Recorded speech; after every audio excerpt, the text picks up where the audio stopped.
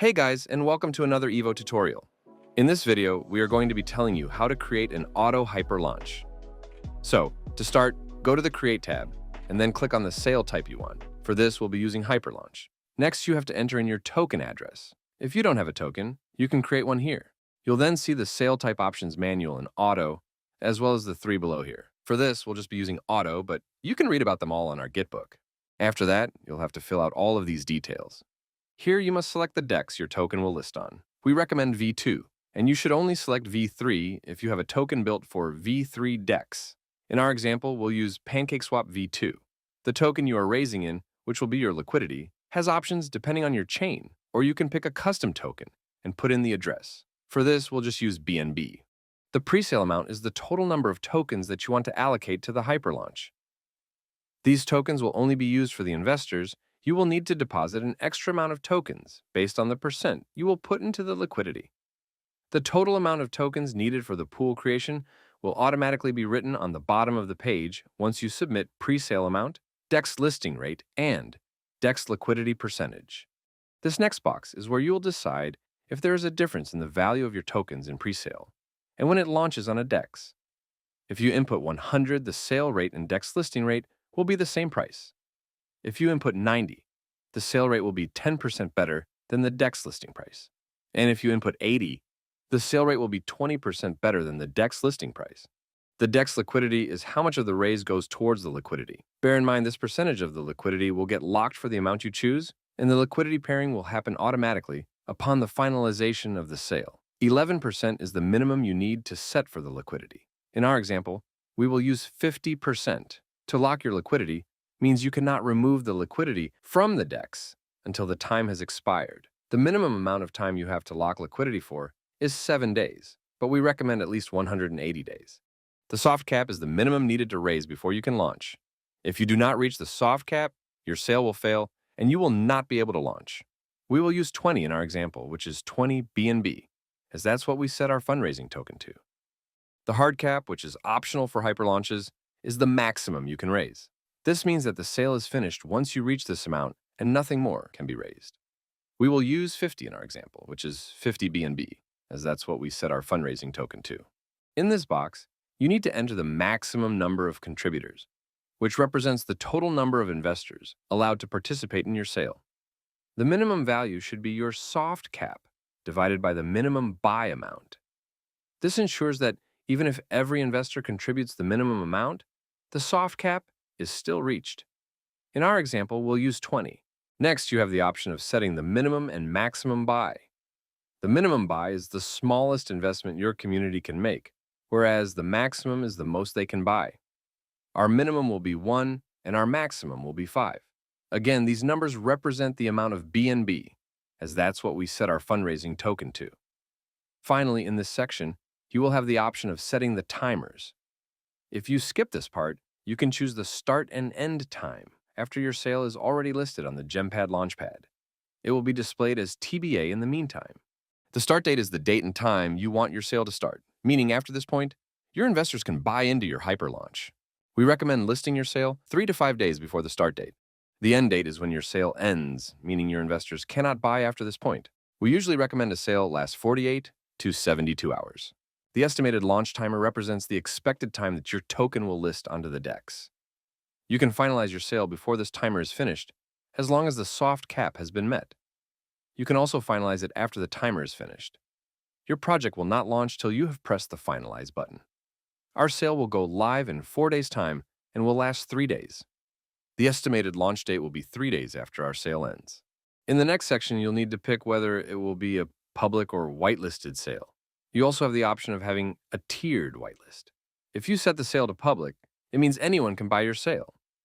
Whitelisted means only those who you add to your whitelist can buy.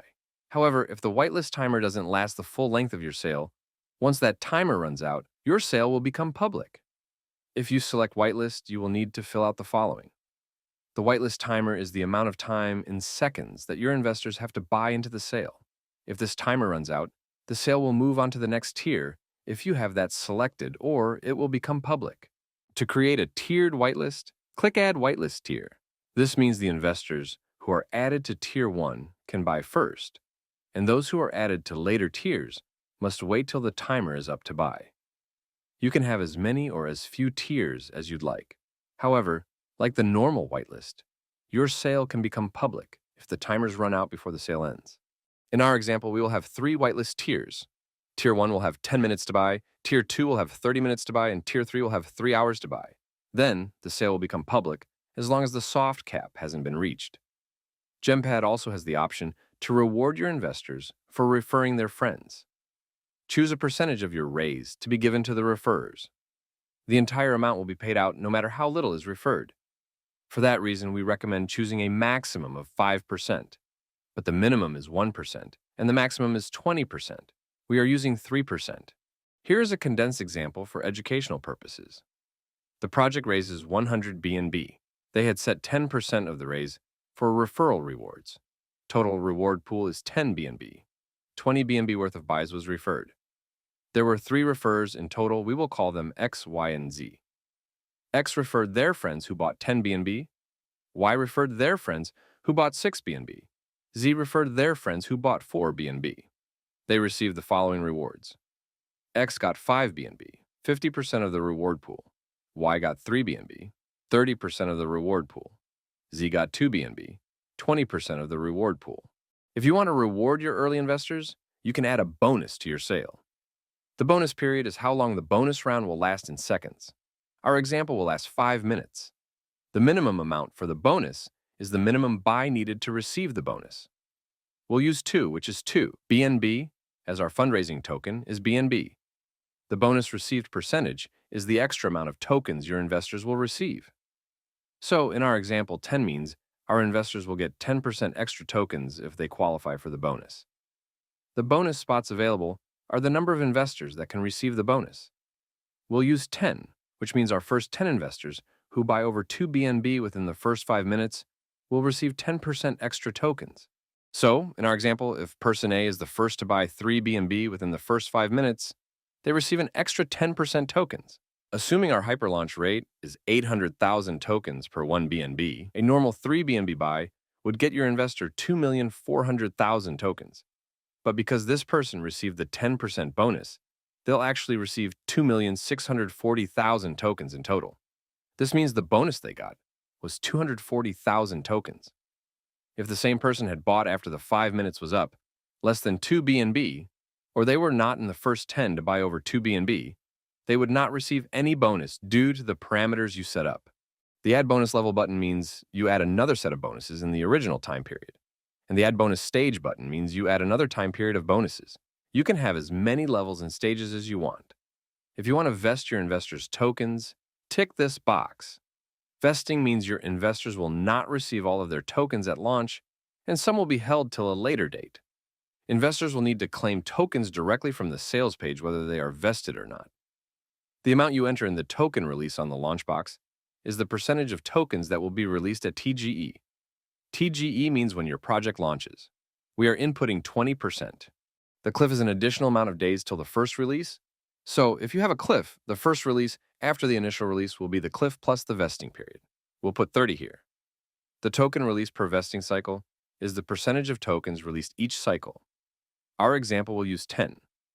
The vesting period is how much time there is between each time the investor can claim tokens. This example will use 14. So, with this vesting, investors can claim 20% of their tokens at TGE.